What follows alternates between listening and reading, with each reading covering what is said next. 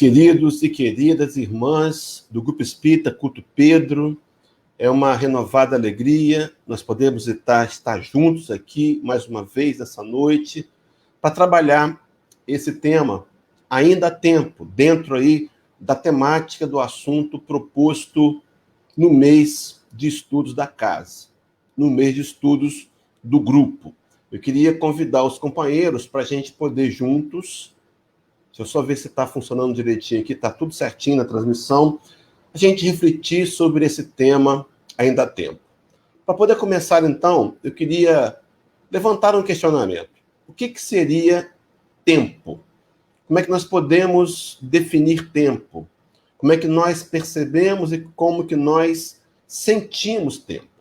Para poder trabalhar em desdobramento essa questão, a gente precisa entender que há dois modos de ver o tempo. A primeira é a visão da alma.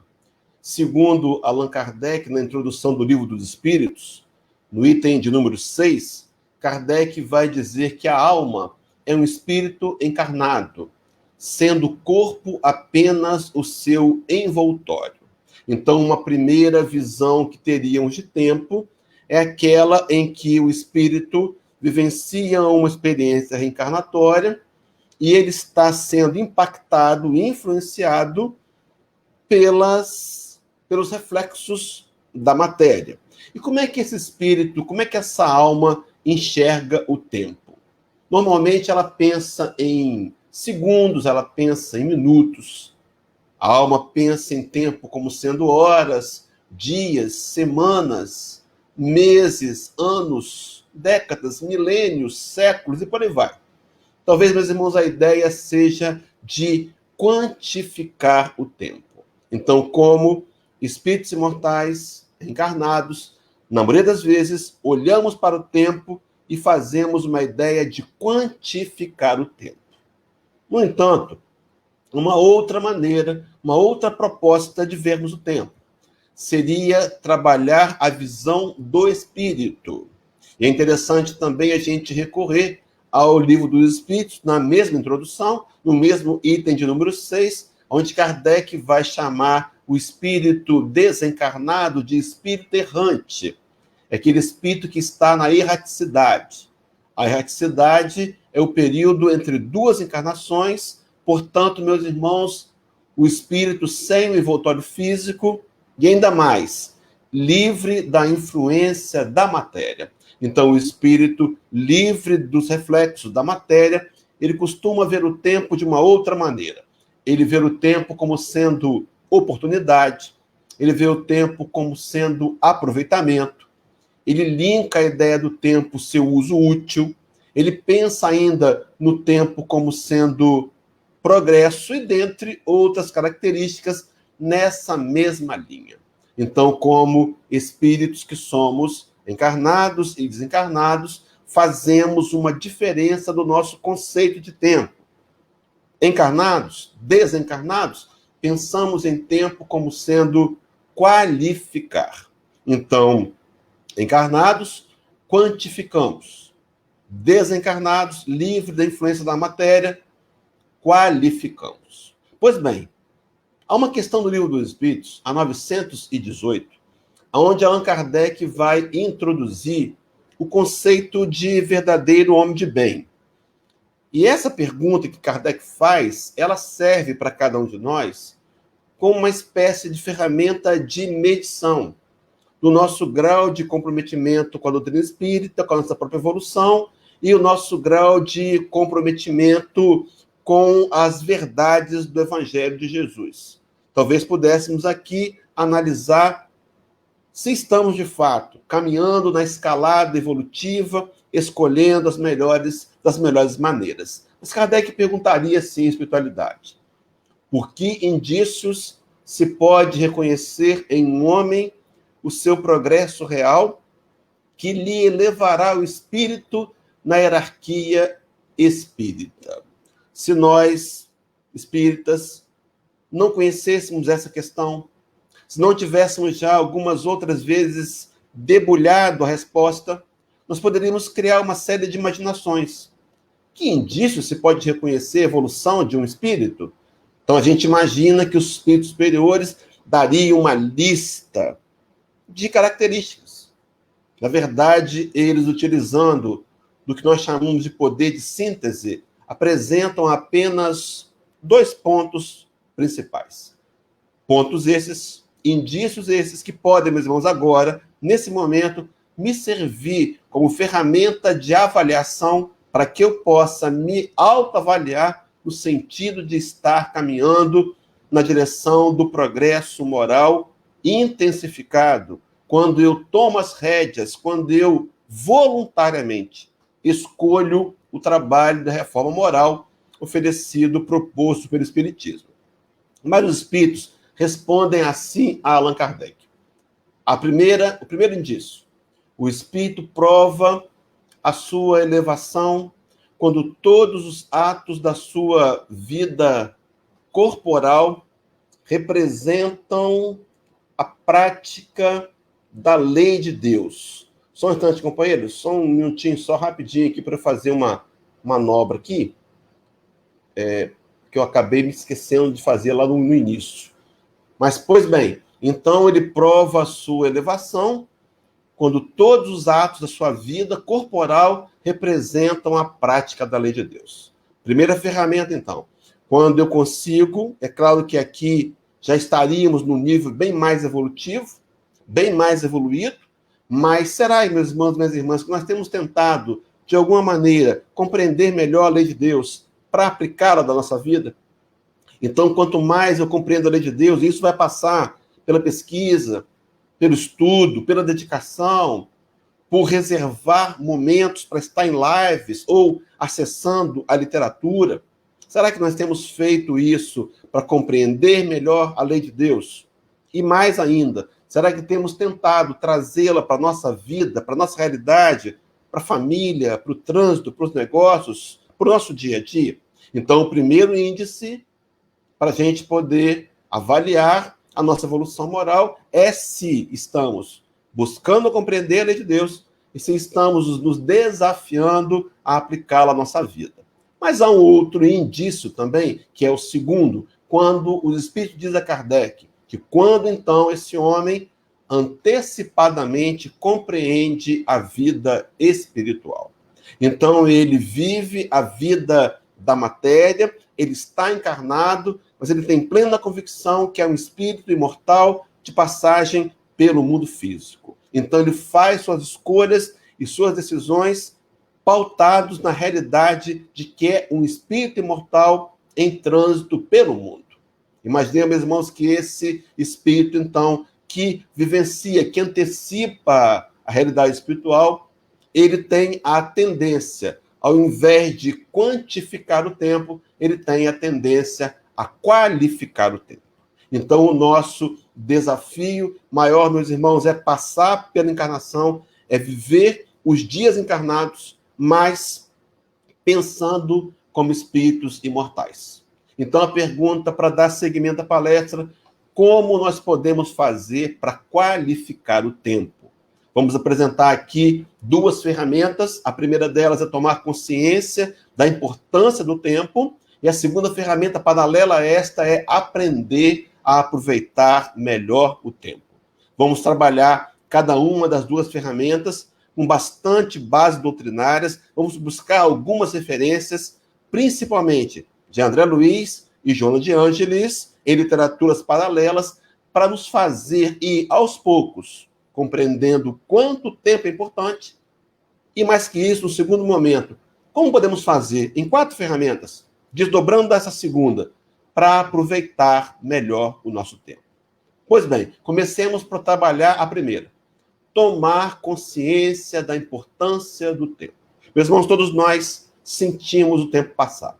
Todos nós percebemos e nos parece que nos últimos tempos o tempo tem passado rapidamente.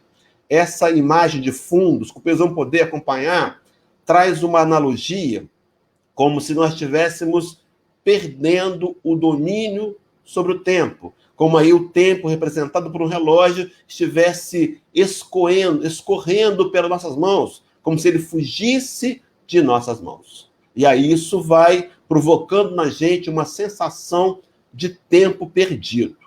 Sensação essa que eu imagino que a maioria de nós já experimentou em algum momento.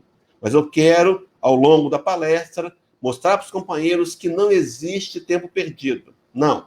Isso é uma ilusão, é uma maneira enganosa de nós percebermos o tempo e nos apoiarmos, talvez, numa ideia remota, numa ideia infeliz, que nos paralisa, que nos impede de vencer o ontem e progredir para o amanhã. Mas eu vou colocar aqui um asterisco, e no momento adequado da palestra, a gente resgata e resolve de uma vez por todas essa ideia de sensação de tempo perdido. Pois bem, queridos, vamos lá. Sigamos aqui. Eu acho que a minha luminária, ela desligou aqui, eu vou ligar de novo para melhorar aqui um pouco a nossa visão, né? Acho que ela deu um probleminha aqui.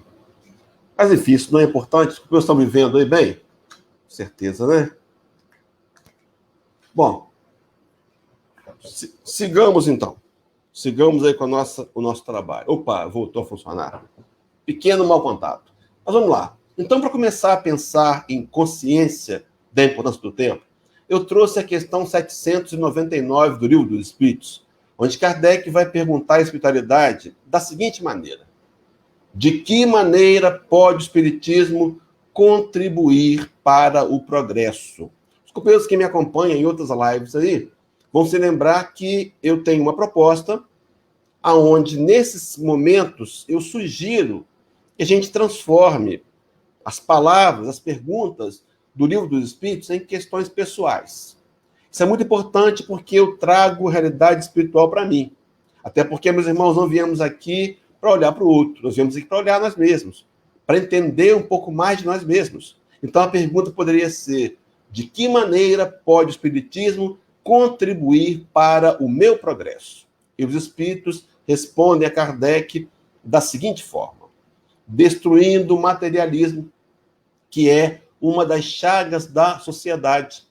Ele faz com que os homens compreendam aonde se encontram os seus verdadeiros interesses. Então, a doutrina espírita, provando que nós somos espíritos imortais em trânsito pelo planeta, nos convida a encarar os nossos mais importantes e verdadeiros interesses. Então, a doutrina espírita, por meio de inúmeros experimentos, e um deles mais comum são as próprias reuniões mediúnicas, aonde os mortos se comunicam, falam e dão testemunhos de que não morreram, de que o túmulo não é o fim da vida, mas apenas o reinício para a realidade espiritual. Então, quando nós compreendemos isso, percebemos e começamos a focar quais são os nossos verdadeiros interesses.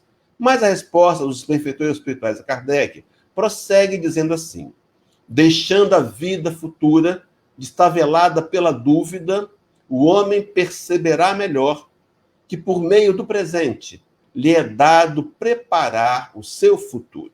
Queria me deter aqui, nesse slide, nessa lâmina, meus irmãos. Por meio do presente, nos é dado preparar o nosso futuro. Há uma fala de Chico Xavier, o venerando, muito conhecida, onde Chico Xavier teria nos dito da seguinte maneira: ninguém pode voltar atrás e fazer um novo começo, mas qualquer um pode recomeçar agora e fazer um novo fim. Meus irmãos, parece óbvio, parece que racionalmente é óbvio. Não podemos voltar atrás e fazer um novo começo, mas embora seja racionalmente compreendido, emocionalmente, às vezes, fantasiamos. E pensamos equivocadamente e até covardemente pensamos assim: ah, se eu pudesse voltar no passado, eu não faria isso ou não faria aquilo, não me veria naquela situação, não faria aquele aborto. Nós voltamos ao passado com a cabeça que temos agora. É claro que não faríamos, mas se houvesse uma maneira, que não há, de voltarmos no ontem, meus irmãos, eu quero garantir para os companheiros, nós faríamos as mesmas coisas que fizemos. Sim, porque naquele momento foi a escolha que a gente era capaz.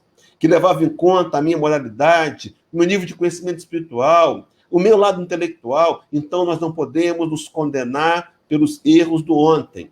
Só estamos aqui agora, só chegamos até aqui porque as experiências do ontem nos ajudaram e elas precisam ser validadas. Mas Chico está dizendo que ninguém pode voltar atrás e fazer um novo começo, mas ele diz que qualquer um pode recomeçar e recomeçar agora e fazer um novo fim. Meus irmãos, o momento mais importante da sua história de espírito imortal é o agora. É esse instante, porque agora nós podemos repensar as escolhas, nós podemos olhar para trás, enxergar os erros, pontuá-los, aprender com eles, mas daqui para frente fazer escolhas diferentes que, por certo, vão promover um novo fim. É interessante pensar que quando nós trazemos o tempo para o presente, a gente linka essa ideia de uma dádiva divina. O único momento que nós temos total controle para fazer novas escolhas e produzir novos resultados. É importante e interessante aqui, encaixa perfeitamente bem, lembrar a frase de Emmanuel no livro Palavra de Vida Eterna, na lição de número 1, onde o benfeitor espiritual, pelas mãos de Chico Xavier, vai dizer que recomeçar é bênção na lei de Deus. Querido companheiro de Diário Espírita, querido irmão, de mais outros companheiros que nos acompanhem, também aí talvez de outros segmentos religiosos, todos nós podemos começar de novo. A grande proposta de Jesus é a proposta do arrependimento. Eu costumo dizer que é o discurso mais importante do Senhor, que está registrado em Mateus 4,17. Ele teria saído pela Judéia, pela Galiléia, anunciando e pregando, dizendo: arrependei-vos, porque é chegado o reino dos céus. Arrependimento é poder voltar atrás, começar de novo, tomar novas decisões, fazer de uma outra maneira esse arrependimento, ser flexível. E fazemos isso porque tomamos consciência que é chegado o reino de Deus, é chegada a era da compreensão da realidade espiritual. Meu irmão, minha irmã, não importa o que você fez até ontem, ou até daqui a pouco, ainda há pouco. O que importa é que nós podemos fazer daqui para frente diferente e nós temos o direito, porque recomeçar é dádiva da lei de Deus. Pois bem, para seguir nessa ideia de tomar consciência da importância do tempo, eu trouxe um texto de André Luiz no livro chamado Coragem, capítulo 27, com o título Ajuda-te Hoje. Diz assim a fala de André Luiz: sim, nas leis da reencarnação, quase todos nós, os filhos da Terra, temos o passado a resgatar, o presente a viver e o futuro a construir. Quase todos nós. Quem seriam as exceções? Os múltiplos e inúmeros missionários, companheiros com uma capacidade amorosa acima da maioria, que estão encarnados no orbe para dar seguimento moral ao grande projeto de transformar o mundo num mundo regenerado. Esses são as exceções. Mas a maioria de nós tem que experimentar, meus irmãos, 3 ações. Primeiro, resgatar o passado. Segundo, viver o presente. Talvez seja essa o maior desafio esse. E o futuro a construir. Eu me lembrei, quando cheguei nesse ponto da pesquisa, de uma fala da veneranda Joana de Andes, a quem nós vamos citar daqui a pouco. Sim, Joana de Andes, na codificação de Kardec, você está enganado? Não. Esse capítulo 9, item 7, é assinado por um espírito amigo. Você vai se lembrar disso. Divaldo Pereira Franco, num seminário onde ele trabalha as vidas de Joana de Ângeles, ele vai dizer que esse texto pertence a Joana. Então, Joana de Ângeles contribuindo com Allan Kardec no trabalho da codificação espírita. E o capítulo 9, item 7, Joana diz assim: coragem, irmãos, coragem. Tendes no Cristo o vosso modelo. Mais sofreu ele do que qualquer um de vós, e nada tinha que se penitenciar, ao contrário de vós, que tende de expiar o vosso passado e vos fortalecer para o futuro. Coragem, irmão, sede pacientes, sede cristãos.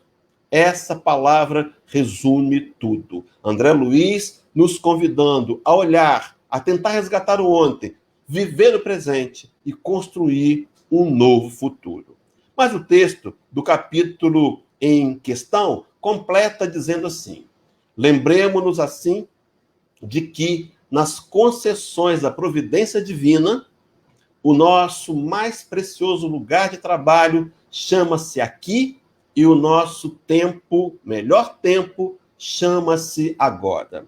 Embora seja uma linguagem poética proposta por André Luiz, ela é extremamente verdadeira. Meus irmãos, o nosso melhor lugar de trabalho é aqui. E o nosso melhor tempo é o tempo do agora. E André Luiz completa esse artigo, Ajuda-te Hoje, dizendo assim: detenhamo-nos, por isso, na importância das horas de hoje. Há uma fala do Rabi da Galileia no Evangelho de Mateus, capítulo 6, me parece que versículo 34, quando ele vai dizer que basta a cada dia as suas próprias dificuldades, nos convidando a abrir mão da ansiedade, porque haveremos de comer ou vestir, e trazendo o foco do trabalho, do esforço para esse momento atual. Na mesma linha de André Luiz, na mesma linha do Cristo, segue André Luiz em seus comentários. Seguindo ainda nesse item 1, eu quero trazer agora uma mensagem de João de Ângeles, num livro chamado Jesus e Atualidade, no item Jesus e Reencarnação. E o comentário que a Joana vai fazer segue a seguinte linha: não te crucifiques na consciência de culpa após reconheceres o teu erro. Meus irmãos, todos nós somos espíritos errantes, todos nós espíritos cometemos equívocos, que faz parte de uma caminhada evolutiva. Errar faz parte do projeto. O problema não é errar, o problema é permanecer no erro voluntário. Os filósofos costumam dizer que, na verdade, o erro não existe. O erro é uma etapa do acerto. Então, Joana nos convidando a não crucificarmos-nos pelos erros do ontem, mas compreender que eles foram naturais e que deveremos olhar para esses erros e buscar neles maneiras de trabalhar melhor o nosso momento atual. Segue Joana dizendo ainda nesse mesmo artigo: não te encarceres em sombras, depois de identificares os teus delitos. Não te amargures em demasia, descobrindo-te equivocado. Olha, meus irmãos, olha que interessante. Renasce dos teus escombros e recomeça a recuperação de imediato, evitando futuros retornos expiatórios, injunções excruciantes, situações penosas. Joana nos convidando para tomarmos consciência melhor da importância do tempo, para fazer um uso mais adequado e mais útil, a olhar para o ontem e aceitar a nossa realidade sombrosa, e não nos sentirmos denegridos por isso. Há uma questão do Livro dos Espíritos, a de número 115, onde Kardec perguntaria à espiritualidade se Deus criou espíritos bons e maus. Kardec vem de uma cultura católica, teria estudado uma escola protestante, e o que ele conhece é a teologia, até então, dos anjos e demônios. E na resposta que Kardec escuta é que Deus criou-nos todos iguais, deu-nos o mesmo ponto de partida e nos criou simples e ignorantes, no entanto, predestinados à perfeição moral. Meus irmãos, entre o ponto de ser criados simples e ignorantes e o ponto da perfeição moral, existem entre eles inúmeros patamares de imperfeição. Então, ser imperfeito é a minha naturalidade. Ser imperfeito não me transforma num ser inferior, mas ser imperfeito é um convite ao trabalho sério e ao esforço para chegar à perfeição moral por meio do aperfeiçoamento. Então, é preciso que a gente recomece, a fala da Joana recomeça de imediato. E conclui o artigo, segue o artigo dizendo: pede perdão e reabilita-te ante aquele a quem ofendeste e prejudicaste, meus irmãos João de Anjos, dizendo para mim, para você, para a gente resolver logo aquelas pendengas do passado, para não deixar para amanhã, para, como diz Jesus, reconciliarmos-nos imediatamente, depressa, com o nosso adversário. Segue João dizendo, a reencarnação de que te utilizas é concessão superior que não podes desperdiçar. Meus irmãos, acho interessante a fala de um espírito de imensa envergadura moral que coordenou a obra, a série psicológica, pelas mãos de Divaldo Franco, nos dizendo, não podes desperdiçar, o tempo é útil. Utilizar a encarnação como sendo concessão superior, para não desperdiçar momento algum. E completa dizendo assim, cada momento é valioso para o teu trabalho de sublimação, de desapego e de amor ao próximo. Duas passagens, duas falas, de uma de Joana e uma de André Luiz, nos convidando a tomar consciência da importância do tempo. Nos dizendo, recomeça de imediato. Meus irmãos, ainda há tempo. Ainda há tempo. É preciso compreendermos isso, porque se nós ficarmos presos, vou resgatar aquele slide do começo, da ideia da sensação do tempo perdido, nós podemos ficar paralisados. Mas o que é a sensação do tempo perdido? Porque, na verdade, ele não existe. Todo tempo, tudo que passamos, quaisquer situações, elas nos foram úteis para aprimoramento do espírito mortal. Talvez sem aquelas experiências não conseguiríamos juntar nossos destroços, como diz Benjamin, para reconstruir e recomeçar. Então, a sensação de tempo perdido é um equívoco. Por exemplo, nós temos alguns compromissos na agenda e tínhamos uma hora vaga de 2 das 14 horas às 15. E tínhamos que pagar uma conta. Nos programamos nessa hora vaga pagar, fomos até o banco. Entramos numa fila, imaginamos que, embora tivesse bastante cheio, daria tempo até as 3 horas para não perder o compromisso seguinte. O que acontece é que a hora foi passando, a fila não andou, e quando nós percebemos, já faltavam 15 minutos para as 3, e nós não queríamos perder o seguinte compromisso e deixamos nosso lugar na fila. Até demos a senha para alguém, para facilitar a vida de algum companheiro, mas, enfim, saímos do banco pensando, perdi tempo. Meus irmãos, não perdemos. Ali, sentado naquele banco, por certo, fizemos um exercício da paciência, da tolerância, porque se eu alimentar a ideia do tempo perdido, nós podemos desanimar e desistir. Queridos, não podemos, de forma alguma, pensar em desanimar, em desistir. É preciso compreender que o tempo perdido é apenas uma sensação. E, apesar disso, temos que avançar e seguir adiante. Me lembrei de um post que encontrei na internet, até um tanto quanto engraçado. Diz assim um companheiro perguntando para o outro. Imagina que seja um cachorro ou um lobo. Fico me perguntando como seria a minha vida se eu tivesse feito outras escolhas. E o companheiro do lado diz para ele, você estaria se perguntando como seria sua vida se tivesse feito outras escolhas. É preciso combater a sensação do tempo perdido, porque ela pode nos desanimar, mas avançar num processo de renovar e de prosseguir. É preciso, meus irmãos, renovar e prosseguir. Ainda há tempo de recomeçar imediatamente.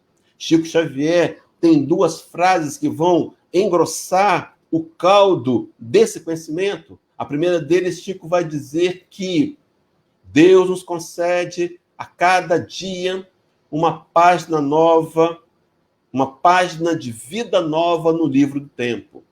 Aquilo que colocarmos nela corre por nossa própria conta. Meus irmãos, hoje, terça-feira, dia 30 de março, ainda há tempo.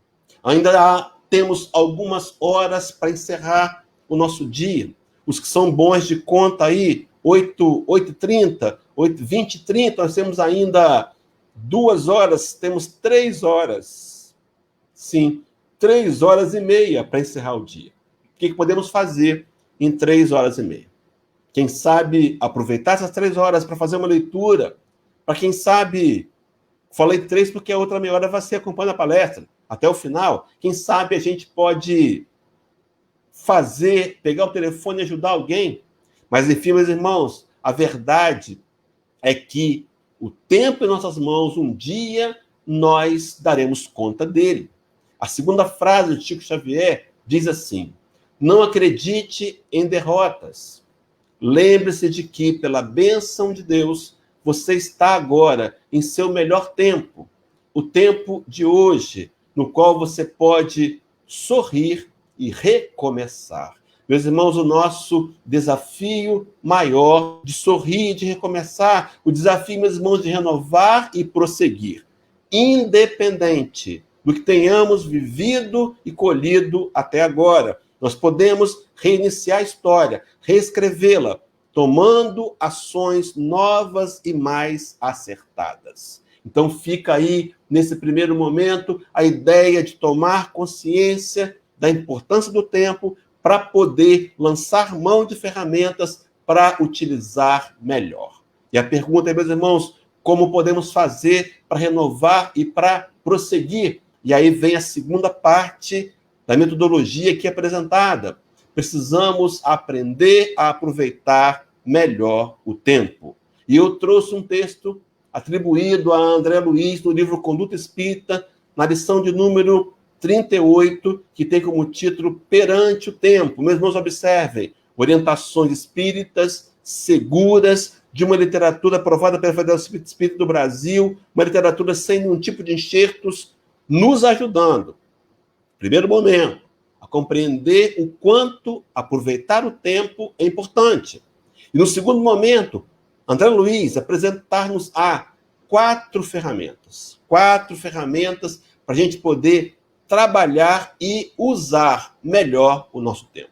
Todos prontos? Vamos anotá-las então. Para começar, André Luiz vai começar trabalhando uma fala de Jesus em João capítulo 7, versículo 6. Lá está dito: ainda não é chegado o meu tempo. Mas olha só, meus irmãos, mas o vosso tempo sempre está pronto. O nosso tempo sempre está pronto. O nosso momento de novas escolhas, de decisões diferentes, mais equilibradas, mais centradas, mais comprometidas com a reforma moral, é agora. O nosso tempo está pronto. Mas André Luiz, interpretando essa fala do Senhor, vai trazer as seguintes recomendações. Ele começa dizendo assim: em nenhuma condição malbaratar o tempo com polêmicas e conversões estéreis, ocupações fantasiosas e demasiado divertimento. Meus irmãos, ele está dizendo para a gente não malbaratar o tempo. Quantas vezes, meus irmãos, temos usado mal, não temos tido a ideia de promover conversas mais úteis, ou então nos ocupar em trabalhos que possam beneficiar a nós mesmos e ao outro, tanto espiritualmente como materialmente. Mas eu quero só para ainda intensificar essa ideia, quando ele fala do demasiado divertimento. É claro que todos nós precisamos ter momentos de lazer. O lazer faz parte do equilíbrio emocional, do equilíbrio espiritual, mas cuidado com o excesso. Me lembrei de uma fala do espírito Erasto, no capítulo 4 do Evangelho segundo o Espiritismo, no capítulo 20, item 4, a missão dos espíritas, onde Erasto diz assim: ide e pregai a palavra divina. É chegada a hora em que deveis sacrificar a sua propaganda, os vossos hábitos, os vossos trabalhos, vejam, meus irmãos, as vossas ocupações fúteis. Fazer as escolhas mais importantes. Buscar o que o Cristo chamaria e chamou um tesouro no Sermão da Montanha, capítulo 6, 19 a 21, nos convocando a juntar tesouros nos céus. Então, no primeiro momento, eu preciso parar de desperdiçar tempo, porque, segundo André Luiz, desperdiçar tempo é esbanjar patrimônio divino. Meu irmão, primeira ferramenta, então. Poderíamos escolher melhor o que fazer no tempo. Então, aquela hora vaga, aquela hora que nós podemos acessar um livro, ou então fazer uma oração por alguém, ou então buscar uma live na internet, ou então desenvolver um outro conhecimento, um estudo, fazer um curso. Será que não seria isso uma escolha? Primeiro ponto, então, evitar perder o tempo. Evitar desperdiçar o tempo. Fazer escolhas melhores com ocupações mais úteis para o espírito mortal. Me lembrei de uma frase de Chico Xavier, que está no livro Evangelho de Chico Xavier, onde o venerando teria nos dito que a pior sensação, a questão mais aflitiva para o espírito no além é a sensação do tempo perdido. Meus irmãos, quantas vezes nós deixamos para trás a percepção do tempo perdido? Quantas vezes, voluntariamente, infantilmente, ainda usamos a terminologia: eu estou matando o tempo. Então, segundo André Luiz, a primeira ferramenta para a gente aproveitar melhor o tempo é fazer as escolhas do uso desse tempo. Mas virão mais 3.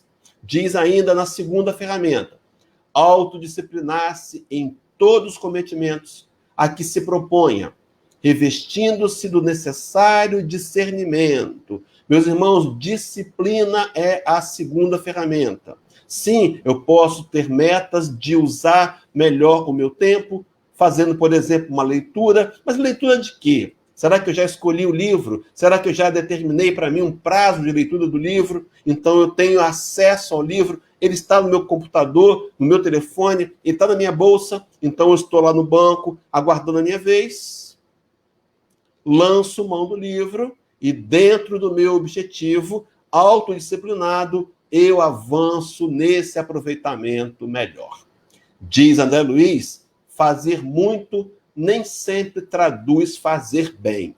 Nós podemos fazer muito, sim, mas o termômetro para fazermos muito é se estamos fazendo bem. Então, faça dentro do seu limite. Quantos livros?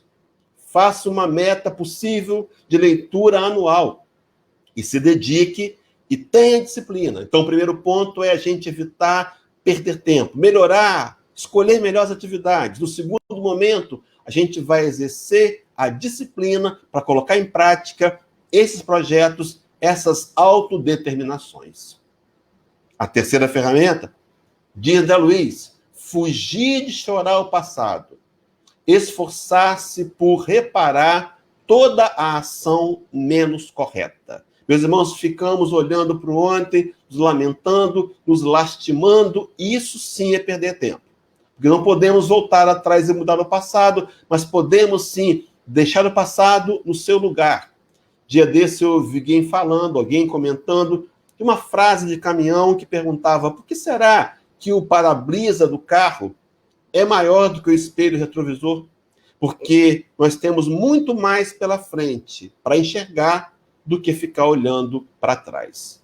O espelho retrovisor no veículo, lançamos olhos nele para olhar um pouco para trás, para saber de onde viemos, mas não para voltar para lá. A ideia, então, será a gente olhar para frente e descobrir que o futuro nos aguarda. Segundo, aqui, André Luiz, parar de chorar o passado. Ele completa: o passado é a raiz do presente, mas o presente é a raiz do futuro. Me lembrei de uma frase daquele pensador americano, Benjamin Franklin, onde ele vai dizer que a maior loucura que o homem pode cometer é continuar repetindo aquilo que ele sempre fez e esperar resultados diferentes. Então, se olhamos para os resultados do agora, não nos damos por satisfeitos, é preciso, meus irmãos, pelo menos inteligentemente, fazer uma nova semeadura para poder colher melhor amanhã. Mas ainda vai completar dizendo: afastar aflições descabidas com referência ao porvir, executando honestamente os deveres que o mundo lhe designa no minuto que passa. Então, parar de viver no passado e também não viver, procurar controlar essa ansiedade de viver o momento do amanhã.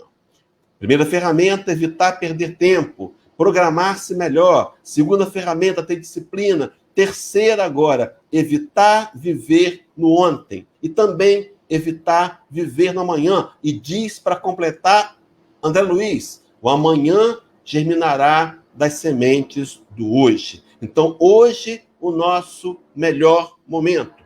E quarta ferramenta e última, diz, quando possível, plasmar as resoluções do bem no momento em que surjam, de vez que, posteriormente, o campo da experiência pode modificar-se inteiramente. Ajuda menos quem serve tarde. Me lembrei de uma frase de Madre Teresa de Calcutá, onde ela dizia que quando a caridade é muito discutida, o socorro chega tarde. Essa frase também encontrei na internet, tendo como referência Chico Xavier, Bezerra de Menezes. É claro que eles podem e devem, por certo, ter utilizado. Mas cuidado, meus irmãos, para deixar a caridade para amanhã, de deixar a ação do bem para amanhã. O momento de fazer o bem que está ao nosso alcance é o momento do agora. E completa André Luiz essa quarta ferramenta, dizendo assim, ainda que assoberbado de realizações e tarefas, jamais descurar o bem que possa fazer em favor do outro. Então, a primeira ferramenta, planejar melhor o uso do tempo. Segundo, ter disciplina para executar esse planejamento. Terceiro, evitar as preocupações excessivas com o futuro e evitar a dor de ficar tentando viver o passado. E quarta e última, decidir sempre pelo bem geral, pelo bem de todos. Se fizermos essas quatro ferramentas, estaremos aproveitando melhor o nosso tempo. E André Luiz fecha o artigo dizendo assim, quando procuramos o bem, o próprio bem nos ensina a encontrar o tempo de auxiliar, uma busca natural pelos que querem ser úteis e querem servir. Meus irmãos, para a gente poder começar a fechar, Paulo de Tarso, escrevendo a carta aos Gálatas, capítulo 6, versículo 10, nos deixa a seguinte advertência. Então, enquanto temos tempo, façamos o bem a todos, meus irmãos, enquanto temos tempo. Ainda há tempo? Claro, ainda há tempo. Nós podemos, a partir de agora, fazer diferente. Sabe aquela sensação do relógio, daquela analogia? Nós podemos recuperar o tempo de ontem? Não. Nós podemos diminuir essa sensação e trazer o controle, exercer, mais uma vez, o controle e o domínio sobre o nosso tempo, fazendo, então, melhores escolhas e melhores decisões.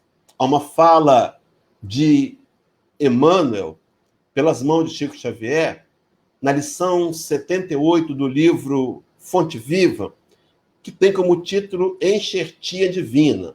E lá diz assim o venerando, diz assim o benfeitor espiritual, a cada novo dia da tua experiência humana, recebes valioso concurso para que os resultados da presente encarnação te enriqueçam de luz divina, veja, meus irmãos, pela felicidade que transmite aos outros. Então, à medida que fazemos o bem, que priorizamos ações de socorro e de amparo àqueles sofredores à nossa volta, quer emocionais ou materiais, nós desenvolvemos a capacidade de amar. Daí Allan Kardec ter sido incisivo em dizer, é claro que pautado no pensamento de Paulo Apóstolo, no capítulo 15 do Evangelho segundo o Espiritismo, e também no capítulo 14, no pensamento de Santo Agostinho, que fora da caridade não há salvação. Meus irmãos, ainda há tempo. E eu quero concluir trazendo 3 falas do Rabi da Galileia, aquele que nos é proposto e apresentado pelo Espiritismo como sendo nosso modelo e nosso guia.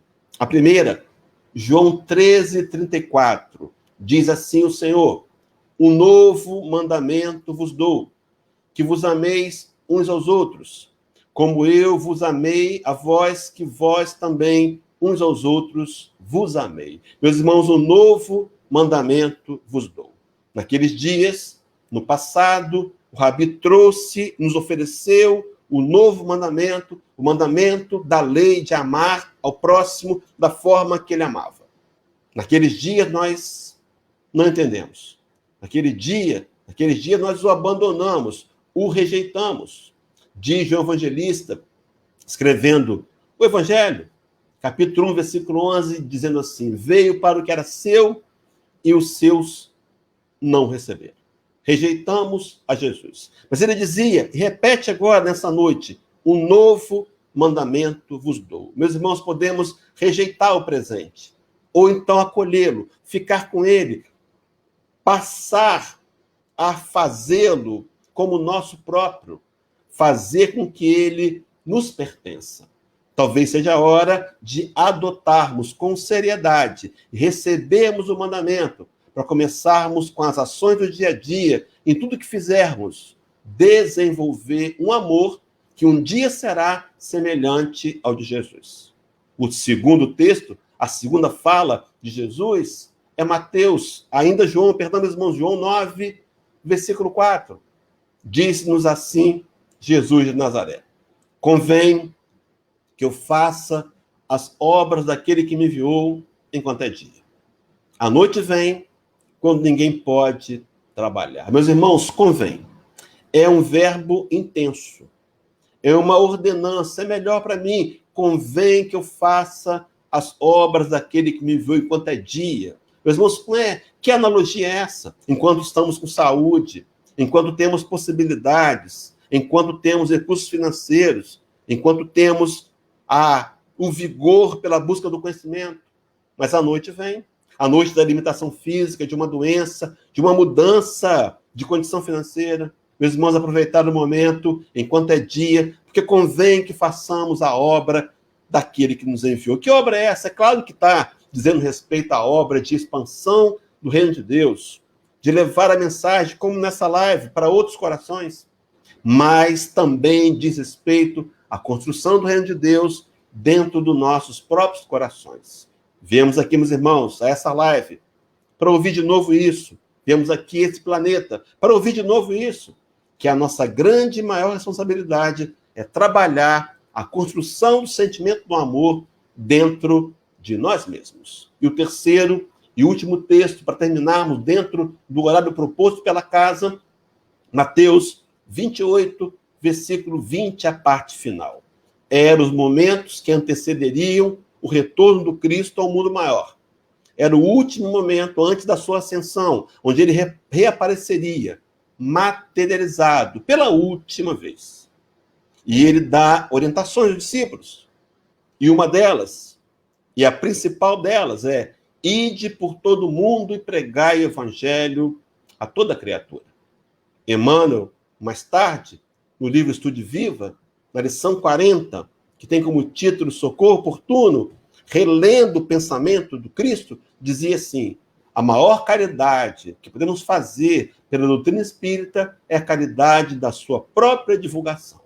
Nos deu a tarefa, mas também nos disse, meus irmãos, o versículo em questão: e eis que estou convosco todos os dias até a consumação dos séculos. O Rabi da Galileia não nos deixou sós, não nos abandonou. Meus irmãos, ainda há tempo de daqui para frente, quem sabe terminando essa live, nos recolhermos a um lugar de silêncio e mergulhados em nós mesmos, relembrarmos os compromissos assumidos no plano maior para poder conhecer uma doutrina tão desafiadora e começar a daqui para frente, encarando com mais seriedade, transformá-la no nosso guia pessoal que oriente-nos nas escolhas da vida e do dia a dia.